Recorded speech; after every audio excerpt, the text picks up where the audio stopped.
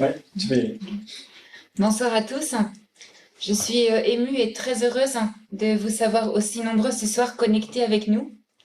C'est un moment important dans la vie de de la jeune fondation Jérôme Gaillet. C'est le lancement de l'appel au premier projet. Tout d'abord, je voudrais remercier celles et ceux qui nous rejoignent pour la première fois. Merci de l'intérêt que vous portez à la fondation Jérôme Gaillet. Je remercie chaleureusement celles et ceux qui nous suivent depuis le début de l'aventure. Merci de votre fidélité. Je remercie également celles et ceux qui soutiennent la Fondation par un don, déjà effectué, en promesse ou à venir. Quel que soit leur montant, les dons sont essentiels pour permettre à la Fondation d'assurer sa mission. Je remercie aussi celles et ceux qui vont offrir leurs compétences aux futurs porteurs de projets, en tant que mentors ou experts. Enfin, je remercie celles et ceux qui ont accepté de donner de leur temps pour nous aider au sein de la Fondation. Mais qui sommes-nous vraiment? Pour ceux qui ne nous connaissent pas encore, je suis Anne-Laure Gaillet, la femme de Jérôme, et j'ai la joie d'œuvrer au sein de la Fondation avec une magnifique équipe. J'ai à mes côtés 5 tout proches collaborateurs et amis de Jérôme qui ont vécu avec lui l'aventure entrepreneuriale et aussi son chemin avec la maladie. Je vous présente Nicolas Malo, à l'origine de ce projet aussi audacieux que magnifique. Nicolas est en charge de l'organisation et de l'administratif au sein de la Fondation. Martin Bruel, investi dans la communication. Merci Martin pour ton superbe site. Martin est également en soutien d'Elisabeth de Coster, qui s'est plongée dans le monde de l'entrepreneuriat social et solidaire ces derniers mois, en échangeant avec beaucoup d'acteurs sur le terrain. Elisabeth a beaucoup travaillé sur les critères de sélection pour le futur projet. Karl, en lien avec les mentors et experts, si vous vous sentez d'accompagner de futurs porteurs de projets, il est encore possible de vous inscrire jusqu'à ce soir minuit. Et enfin, Michel Coche, en lien avec les donateurs. Nicolas, je te passe la parole pour présenter le déroulé du webinaire. Donc on va effectivement passer un peu moins d'une heure ensemble. On va aborder 3 grands sujets. Tout d'abord, rappeler un petit peu l'historique, mission et valeurs de la Fondation pour ceux qui ne la connaissent pas encore. Après, Martin va présenter tout l'accompagnement qu'on va apporter aux projets qui vont être sélectionnés. Et après, Elisabeth nous partagera tout le processus et critères de sélection. Et après, on terminera avec une séance de questions-réponses. Alors, si vous avez des questions en cours de route, vous avez possibilité dans Zoom, vous avez un petit bouton qui est sur votre écran qui s'appelle Q et R, donc c'est questions et réponses. Donc vous pouvez poser des questions au fur et à mesure, et Martin sera chargé du coup de faire passer les messages au fur et à mesure de la conversation, et de façon à ce que ça soit interactif. Donc n'hésitez surtout pas d'utiliser cette fonctionnalité-là. Et nous sommes en train d'enregistrer ce webinaire, et on vous enverra bien dans quelques jours. Voilà, donc tout se passera bien à ce niveau-là.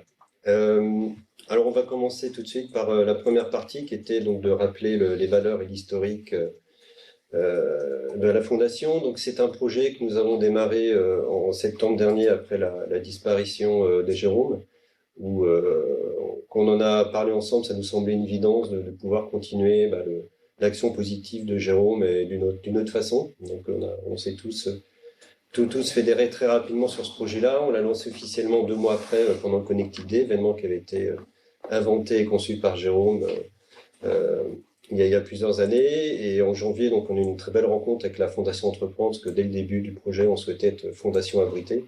On est plutôt des experts de l'entrepreneuriat et pas forcément encore des experts du caritatif. Donc pour nous, c'était fondamental d'être très bien accompagnés à ce niveau-là. Au mois de mars, on a eu une première soirée d'échange avec nos soutiens afin de pouvoir présenter notre projet et faire valider l'ensemble des intuitions et réflexions qu'on a eues ensemble. Et au mois d'avril, donc la Fondation Entreprendre nous a officiellement accueillis et officiellement abrités en son sein. Et donc depuis début avril, donc la Fondation Jérôme Gaillet existe. Nous avons un compte en banque, nous pouvons récolter des dons.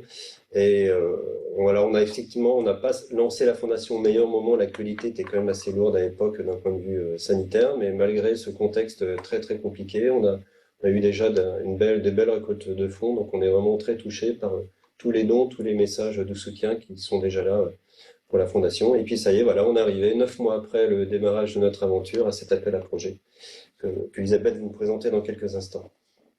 Donc au niveau de la fondation, on a choisi comme cause de permettre aux personnes éloignées de l'emploi de retrouver une employabilité durable. Donc pour nous, ça nous semblait vraiment cadré avec toutes les valeurs et tout le témoignage que Jérôme avait exprimé au cours de sa vie, d'aider beaucoup les autres et aussi de leur permettre de devenir autonomes. Donc voilà, donc cette mission, on souhaite la faire grâce en accompagnant les entrepreneurs solidaires et innovants.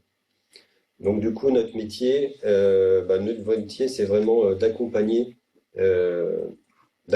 l'ensemble de ces entrepreneurs pour les aider à concrétiser leurs projets. Et cet accompagnement, on va le faire grâce à un collectif d'experts donc, que l'on veut altruiste. Donc pour nous, c'est vraiment important que la fondation soit là pour aider les différents projets sans forcément d'arrière-pensée, d'avant-vente ou dire voilà, il faut vraiment que ça se fasse dans chaque fois d'une démarche altruiste et que les porteurs de projets se sentent totalement soutenus. Donc dans les valeurs pour nous qui nous animent depuis le début du projet et qui vont être très importantes pour nous aussi dans le choix des projets que l'on va sélectionner, c'est l'audace. Jérôme était quelqu'un de très audacieux, il aimait fixer des objectifs difficiles à atteindre à ses équipes et pour nous c'est vraiment important que c'est pour les projets qu'on va choisir et de l'ambition. La deuxième grande valeur pour nous, c'est Martin, oui, c'est l'optimisme. L'optimisme, Jérôme était quelqu'un de fondamentalement optimiste, il voyait toujours le côté positif des choses, même dans des moments plus difficiles et plus compliqués. Donc pour nous, c'est important que les projets derrière aient ce regard positif sur la vie, surtout en cette période qui est un peu compliquée. Donc on a besoin de gens positifs et optimistes. Aussi, troisième grande valeur, c'est la bienveillance. Donc Jérôme était quelqu'un qui apportait beaucoup d'attention à être bienveillant avec les autres et de vouloir que chacun donne le meilleur de lui-même. Donc pour nous, c'est important que les projets qu'on va soutenir partagent aussi ces valeurs de bienveillance avec leurs collaborateurs, les personnes qui vont accompagner, aussi avec leurs partenaires. Et dernière valeur pour nous qui était très importante aussi dans ce que Jérôme a témoigné dans sa vie, c'était l'exigence. Jérôme était quelqu'un d'exigeant avec ses collaborateurs, avec ses proches et c'est grâce à ça que nous tous autour de la table, on a pu aussi donner de nous-mêmes sur tous les projets qu'on a pu faire avec Jérôme. Donc, je vais passer la parole à Martin qui va expliquer rapidement l'accompagnement proposé. Bonsoir à tous. Déjà pour répondre aux premières questions qu'il y a eu, on est près de 60 ce soir. Merci à tous pour votre soutien. Et pour répondre à une autre question, effectivement on ne peut pas vous entendre, puisque si on était près de 60, ce serait compliqué. Mais encore une fois, vous pouvez nous poser vos questions dans l'onglet Q&R. Voilà, j'ai oublié de remercier aussi Blandine Mullier, la présidente de la Fondation Entreprendre, qui est avec nous et qui nous écoute. Alors, elle est déjà très active sur le chat. Donc, un grand merci à Blandine d'être là et pour ton soutien depuis le début du projet. Donc, sur notre proposition de valeur, notre objectif, c'est vraiment de se concentrer sur des projets qui sont en phase de démarrage. Alors, pourquoi? Parce que c'était le métier de Jérôme et qu'on a aussi identifié que c'était un peu le nôtre dans nos parcours. Et qu'on avait donc une vraie valeur ajoutée sur cette phase d'amorçage des projets, sur la phase très entrepreneuriale. Et c'est pour ça qu'on souhaite limiter notre accompagnement, l'accompagnement de la Fondation, à 18 mois.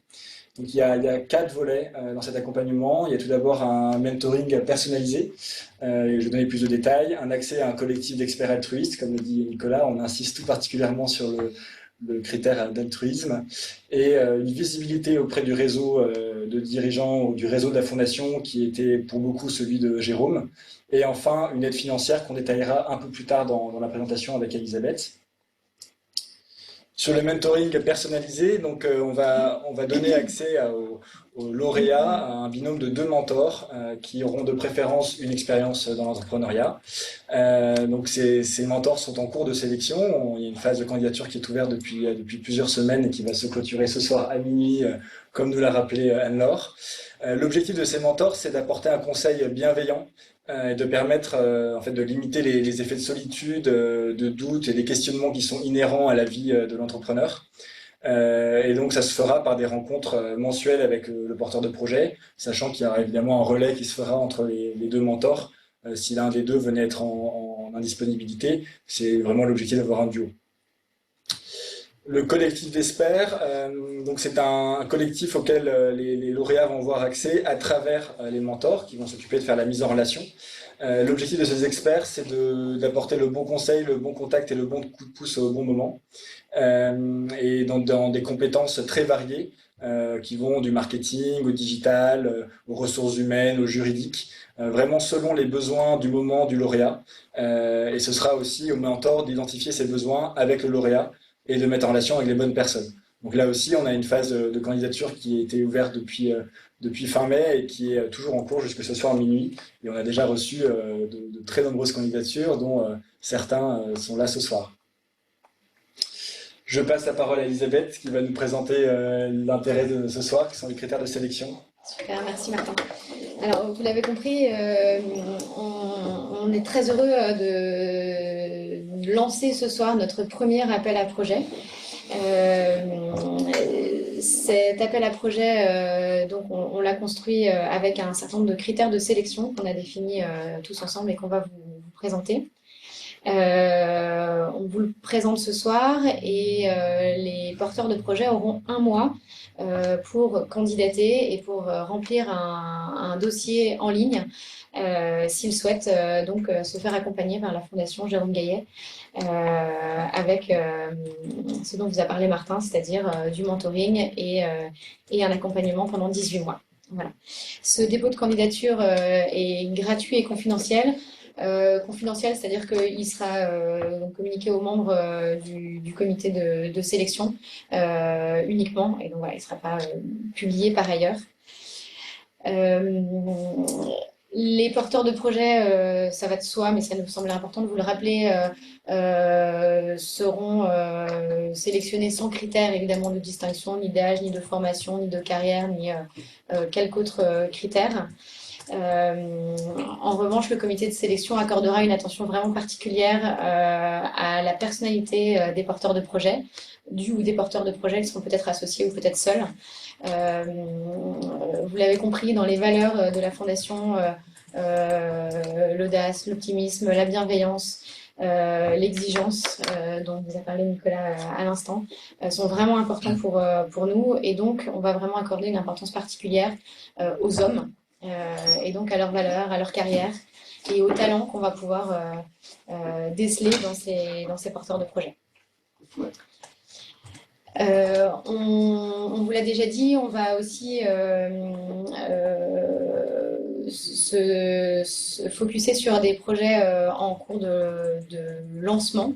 Donc on souhaite que nos projets aient moins d'1 an d'existence. Ils peuvent être ou en cours de création ou pas encore créés d'ailleurs, mais c'est vraiment une phase d'amorçage et de démarrage que l'on souhaite accompagner.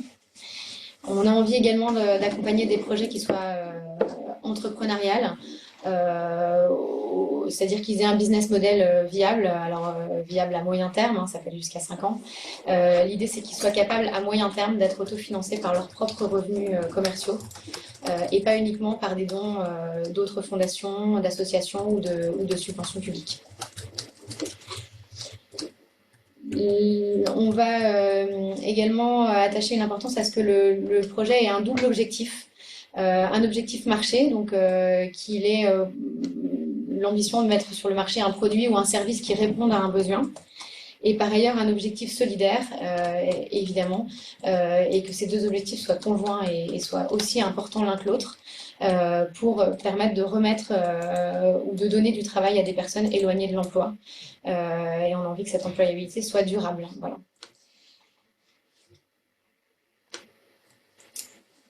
On aimerait également que les projets ou le projet soutenu ait un caractère innovant.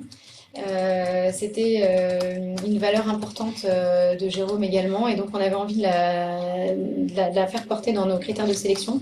Le critère innovant, il pourra être dans le produit ou dans le service lui-même, ou alors dans le modèle ou dans la manière de réinsérer les bénéficiaires et les personnes qui vont trouver ou retrouver un emploi grâce à ce projet. Et enfin, pour ces premiers projets, on aimerait qu'ils soient implantés dans les Hauts-de-France, Vous le savez, le réseau de la Fondation et de Jérôme est très large, mais il est également implanté dans le Nord et nous sommes, nous, équipe de la Fondation, ici dans le Nord. Donc, voilà, on aimerait que ce premier projet, ce ne sera pas le cas pour les suivants, mais qu'il soit ici dans le Nord. J'appuie sur le bon bouton, voilà. Les projets soutenus, donc en termes de type de structure, devront être indépendants, non publics et non confessionnels. En fait, il faut absolument que le projet soit d'intérêt général, voilà, pour qu'on puisse le soutenir, qu'il ne soit pas forcément à caractère, il peut être à caractère associatif, mais il faut qu'il soit très entrepreneurial et d'intérêt général. Et enfin, la dotation financière dont Martin vous a parlé tout à l'heure, elle pourra être d'un montant jusqu'à 10 000 € et elle permettra de financer des frais de fonctionnement pour concrétiser le projet ou des investissements dans le projet que la Fondation va soutenir. Voilà, donc si vous êtes porteur d'un projet qui répond à ces critères, ou si vous connaissez, ou si vous avez entendu parler d'un projet en cours de création ou naissant ou à peine créé, on vous invite à vous connecter à ce lien, donc jérômebagaillet.org/appel-projet. Vous trouverez ça sur le site jérômebagaillet.org pour remplir l'appel à projet. Combien de temps il faut, Martin, pour remplir l'appel à projet? Une demi-heure, une dizaine de minutes. Ça dépend le cœur que vous y mettez. Une demi-heure C'est vraiment maximum. une question Ou la rapidité. ouverte, donc c'est à vous c'est au projet de décider de quelle manière ils veulent répondre. Donc il n'y a pas vraiment de durée prédéfinie, parce que ça dépend de chacun. On a essayé de faire ça de manière assez ouverte et de ne pas avoir trop de questions très précises avec des questions obligatoires, etc. Donc ça dépend de chacun. Voilà, il y a un petit outil qui est pratique, c'est qu'on peut commencer à répondre et revenir plus tard, donc enregistrer et revenir plus tard, si vous le souhaitez le faire en plusieurs fois. Et enfin, si vous avez la moindre question relative à l'appel à projet, aux critères de sélection, au formulaire ou autre, évidemment, vous pouvez nous contacter. Et vous aurez dans les formulaires et dans le site les liens pour nous contacter, bien sûr. Alors On a une question. on a quelques questions, on va les prendre dans l'ordre. Ouais, peut-être terminera par ça. Ouais, alors on a une première question de Bertrand qui demande si on peut avoir la liste des participants au webinaire. Alors pour des raisons de RGPD, la réponse est plutôt non. En tout cas, vous êtes près de 60. Si 62, 62 exactement. Voilà. Ensuite, d'autres questions? On peut dire un petit peu quand même qui est présent, Martin. Oui, bien sûr. Les gens qui sont présents ce soir sont soit des soutiens, des gens qui ont manifesté ou ont déjà fait un don, sont des experts qui souhaitent donc accompagner les porteurs de projets. Peut-être que certains futurs mentors sont présents également ce soir avec nous. Et enfin, on a quelques porteurs de projets qui ont entendu parler de la Fondation, et donc peut-être certains d'entre vous déposeront dès ce soir ou dès demain matin un dossier de candidature. Une autre question. Oui. Combien de projets seront soutenus demande Emmanuel Grossetet. Tout à fait. Donc effectivement, c'est 1 ou 2 projets pour cette première année. Voilà, humblement, pour démarrer, on trouvait que c'était déjà bien de soutenir et de bien soutenir 1 ou 2 projets. Pour apprendre, pour nous aussi. Ouais.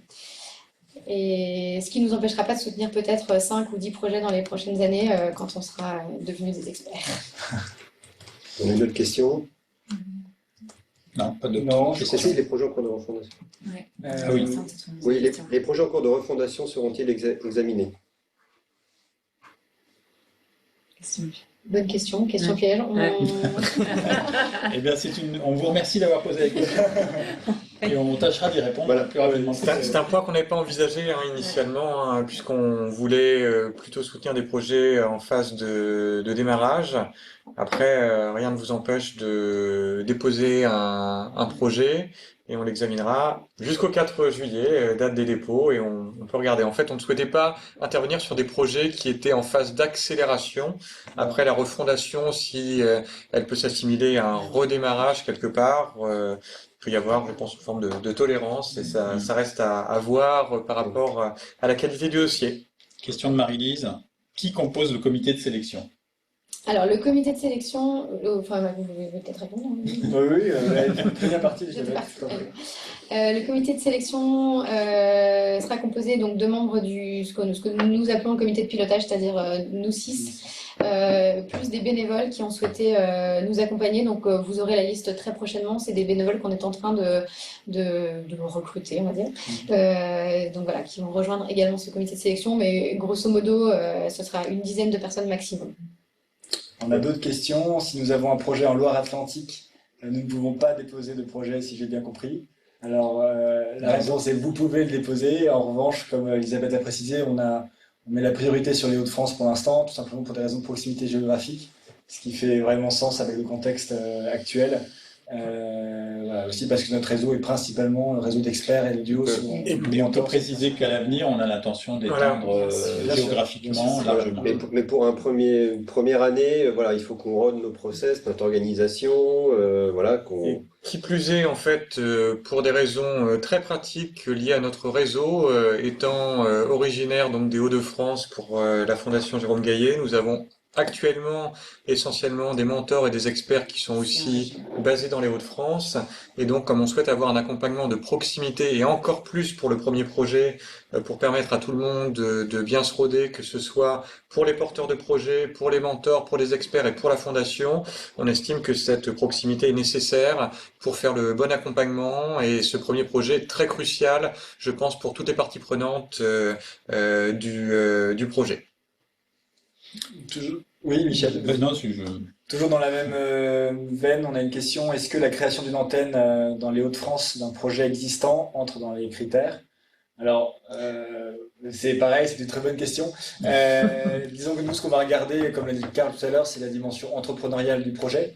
Donc, s'il y a une dimension très entrepreneuriale dans la création de l'antenne, je pense qu'on peut répondre plutôt oui. Absolument. Encore une fois, ça va dépendre aussi de notre étude du dossier et on ne peut pas répondre comme ça dans l'absolu. Ça va beaucoup dépendre de où seront basés les gens qu'on va être amenés à accompagner. Si à Lille, il n'y a qu'une boîte postale, ça va être compliqué à accompagner. Si les dirigeants, une partie des dirigeants du projet décident de s'implanter dans les Hauts-de-France, il faut une implantation physique. Voilà, c'est surtout les gens qu'on va vouloir accompagner. On a beaucoup discuté sur est-ce qu'on faisait à distance ou pas, notamment avec le contexte sanitaire. Et parce qu'on s'est dit à un moment donné, pour faire vraiment du bon mentoring, il faut du face-à-le, quoi. Même si Zoom est un outil génial, et d'autres outils similaires, à un moment donné, on a besoin de face-à-face. Surtout sur du mentoring, où dans le projet entrepreneuriaux, il y a des moments de doute, où c'est important aussi de pouvoir avoir la personne face à soi et de pouvoir échanger et sentir ces moments-là. On reprend le cours peut-être du webinaire. Et ça peut-être explique aussi pourquoi le 4 juillet, effectivement, on est sur des délais assez serrés vis-à-vis du 4 juillet. Très simplement, la raison derrière cela, c'est nous, on aimerait bien pouvoir démarrer dès le mois de septembre avec le projet sélectionné, compte tenu non seulement du contexte économique et social qui a des chances de se dégrader. Voilà, on veut pouvoir tout de suite agir et de pas repousser à plus tard. Donc voilà, donc on espère, c'est pour ça qu'on va aller assez vite. Délai de réponse après le 4 juillet, donc peut-être pour les projets suivants. Donc, là, après, ça va être au fil de l'eau, j'imagine. On n'a pas un délai. On a quand même prévu de fournir une réponse, Elisabeth. Au plus tard, début septembre. Voilà, puisque l'accompagnement démarrera en septembre, donc que vous soyez retenu ou non. Alors, si vous êtes retenu, vous serez rapidement contacté puisqu'on va avoir envie de vous rencontrer. Et si le projet soit ne rentre pas tout à fait dans les critères ou soit on a trouvé déjà un projet, vous serez contacté au plus tard en septembre pour vous donner une réponse. Question d'Olivier. Oui, sur les partenaires potentiels comme Ashoka. Alors effectivement, on a déjà des relations avec des partenaires. On a parlé de la Fondation Entreprendre, qui est notre fondation abritante, mais aussi beaucoup d'autres acteurs de l'entrepreneuriat social. Et on est vraiment dans une dynamique de collaboration. On avait rencontré beaucoup de monde ces derniers mois. Et évidemment, si vous avez d'autres... Et notamment des personnes, alors pas forcément régionales, mais qui font partie du réseau Ashoka, mais on est tout à fait ouvert pour rencontrer évidemment tous ces gens-là qu'on a déjà rencontrés depuis un mois, mais plus on est tout, plus on est. Puis on apprend beaucoup au contact de toutes ces personnes, donc oui, on est hyper preneurs. Et idem pour le réseau Entreprendre, avec qui on a effectivement des échanges, Karl notamment. Ouais. On va peut-être reprendre le cours du webinaire. Est-ce qu'il y a d'autres questions? Pas pour l'instant, mais on pourra... On reprendra des questions de toute façon après. Alors, comment contribuer? Eh bien, vous pouvez contribuer en devenant bénévole, en venant nous aider. Donc, le comité de pilotage auprès de la fondation. Vous pouvez aussi donc devenir expert. Il y a encore un peu de temps aujourd'hui pour faire une simple candidature ou notifier votre intérêt de devenir expert. Ou pour devenir mentor. Donc évidemment, hein, comme on le disait, pour un premier projet, nous avons besoin de 2 mentors, mais si nous voulons ensuite démultiplier, eh bien, si nous voulions accompagner donc 5 projets, il faudrait au moins 10 mentors par an. Donc comprendrez que ça fait partie des limites que nous avons aussi à notre développement, mais plus nous avons d'engagement, plus nous pourrons aussi accompagner donc de projets. Alors pour accompagner les projets, au-delà des experts et des mentors, il faut aussi des dons. Vous pouvez aussi faire des dons à la fondation. Alors vous pouvez bien entendu devenir mentor, expert ou bénévole et ou faire des dons. Après, tout dépend ce que vous souhaitez et comment vous souhaitez aider la fondation. Et bien entendu, vous pouvez faire des dons. Vous pouvez aussi proposer des projets ou faire connaître la fondation auprès de personnes qui pourraient proposer des projets. Et dans tous les cas, pour ces 3 actions, il n'y a qu'une adresse, c'est www.jérômegaillet.org/agir. Vous pouvez donc nous contacter pour ces 3 piliers de notre action. Très bien. Et petite précision sur les bénévoles, experts et mentors, la candidature clôture ce soir à minuit. Et effectivement, le lien, les informations sont accessibles Et sur on le lien. reprécise, hein, puisque la question nous a été posée, les experts et mentors sont aussi totalement bénévoles, donc l'action autour de la fondation est 100% bénévole. Sur sur la diffusion de l'appel à projet, on a un vrai enjeu, comme vous l'avez compris, puisqu'on a qu'un mois. Et donc on a une série de communications qui vont partir dès ce soir et demain. Et on vous invite évidemment à les partager le plus largement possible à votre réseau, puisqu'on fait évidemment beaucoup confiance au réseau pour nous apporter des projets qui seront LinkedIn, demain. LinkedIn, Facebook, Twitter. Et puis tous les autres réseaux sur lesquels la Fondation n'a pas forcément de compte, mais sur lesquels vous pouvez être présent. Même TikTok, vous pouvez y aller. Voilà. Et si vous entendez parler, ou si vous avez entendu parler d'un projet, surtout n'hésitez pas à nous le faire savoir ou à le faire savoir aux porteurs de projet pour qu'ils puissent postuler et voilà, qu'on puisse le rencontrer. Vos questions, on termine sur les questions. On va remettre la vidéo. Si vous avez des questions, n'hésitez pas à les partager dans l'onglet Q&R. On avait une question de Anne Bouy. Si le mécénat de compétences est moins important, est-il pertinent de postuler? C'est pas vraiment. Je suis pas certain de comprendre la question. Non, c'est important, mais c'est. Oui, tout à fait, oui. Donc, oui, non, n'hésitez pas. Voilà, il n'y a pas de. Je suis pas certain de comprendre la question. Ah, c'est pour les experts. Anne, est-ce que vous pouvez préciser peut-être la question, si vous êtes toujours là? Oui.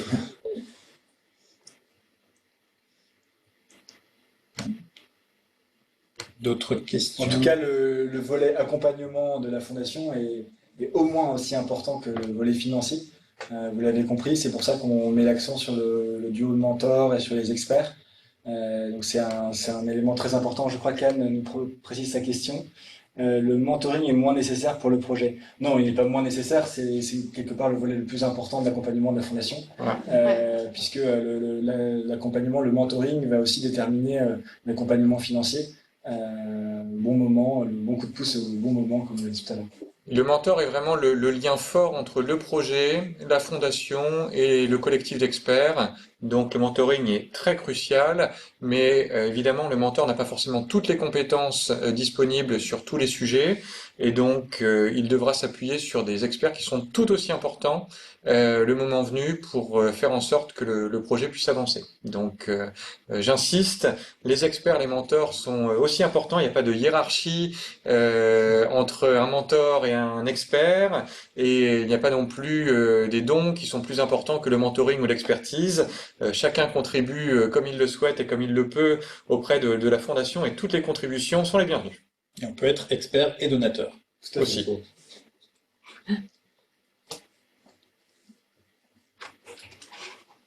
Donc, n'hésitez pas à poser vos questions. Pourquoi ne pas se faire aider du réseau Entreprendre pour s'élargir? Alors, on en a parlé, On en a effectivement, déjà parlé. on est déjà en relation avec le réseau Entreprendre. Est-ce qu'il y a des porteurs de projets parmi nous ce soir, peut-être dans les personnes qui assistent au webinaire? Vous pouvez vous manifester et dire oui, par exemple. Ah, nous avons un oui. Un Voilà. spectateur. Oui. Bravo. Quel est le profil des mentors et experts? Une question de Jean-Baptiste.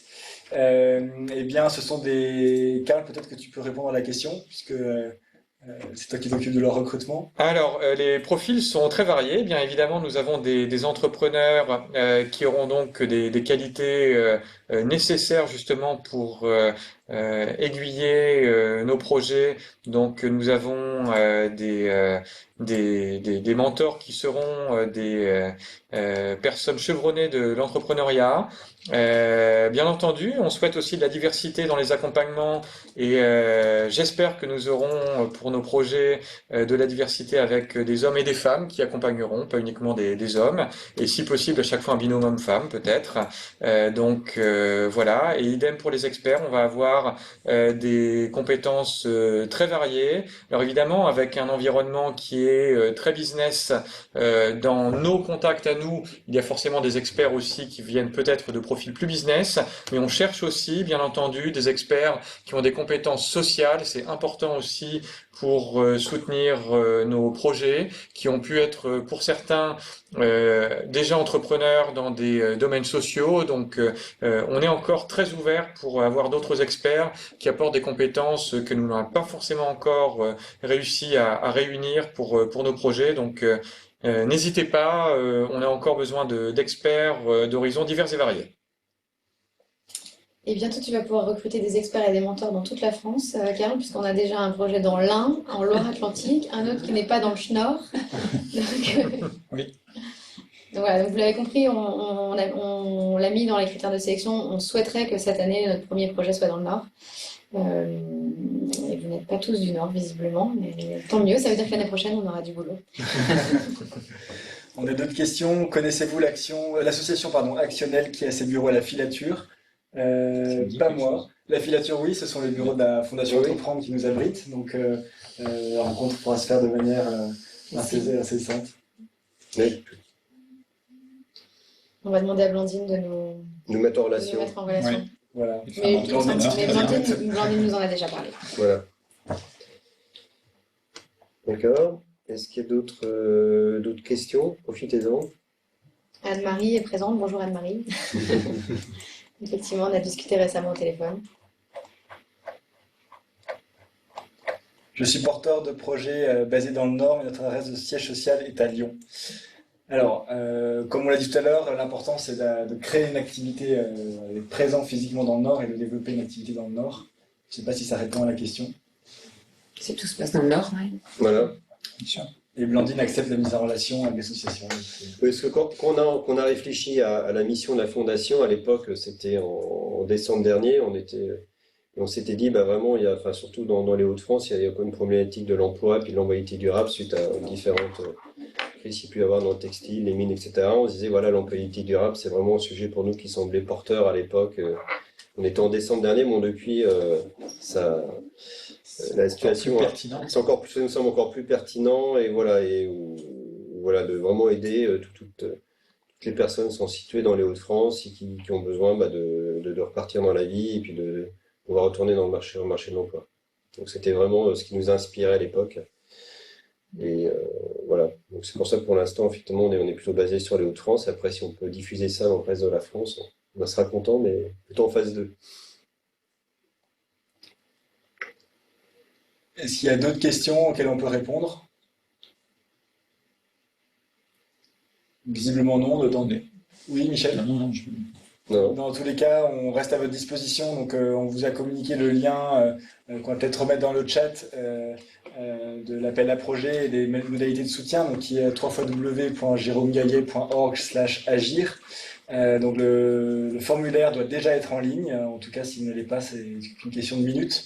Et on reste à votre disposition par email et par téléphone si vous avez des questions. Voilà, vous pouvez contacter chacun de nous, hein, prénom.nom@jérômegaillet.org, Jérôme Gaillet tout attaché, Tout à fait. .org. Voilà. Et donc, n'hésitez pas, vous pouvez tout à fait nous contacter à tout moment, on sera ravis d'échanger avec vous. Gaëtan nous demande si on peut envoyer la présentation. Oui, Oui, bien sûr. Envoyer. Oui, Elle sera envoyée que l'enregistrement du webinaire pour ceux qui n'ont pas forcément pu se joindre à nous ce soir. Merci Gaëtan pour ta proposition de faire le relais. Je m'entends comme ça. Prochaine réunion, Bertrand. Alors, Nicolas, tu peux parler des prochaines dates qu'on a prévues, des événements qu'on a prévus sur la fondation? Alors, prochaine réunion, donc on est sur une date tentative du 8 octobre pour notre événement annuel. On espère pouvoir tous pouvoir se voir avec un peu moins de distance sociale. Donc, notre objectif, c'est 8 octobre pour pouvoir effectivement faire un premier événement, rassembler tous nos soutiens, nos experts, nos coachs et le ou les projets qui ont été sélectionnés d'ici là. Donc voilà, c'est vraiment notre objectif le 8 octobre, donc ça se passera dans la métropole lilloise. Voilà, après, en fonction de l'actualité, peut-être qu'on refera des webinaires. Donc voilà, on verra un petit peu en tout cas. Roder le concept. Voilà, mais en tout cas, voilà, pour nous, le prochain grand rendez-vous, c'est le 8 octobre. Donc en soirée, donc marquez la date dans votre agenda, on vous tiendra au courant. Je vois que Bertrand, tu prends goût en tout cas. Merci pour ta fidélité. Et merci pour les nombreux messages que vous nous envoyez en privé. Et de toute façon, nous restons en contact. Absolument. Très bien. Merci à tous. Merci à tous. Merci à tous. Et à bientôt. bientôt, de nombreuses candidatures. Voilà. Ouais, à très bientôt. Et Bonne soirée. Au revoir. Au revoir. Au revoir.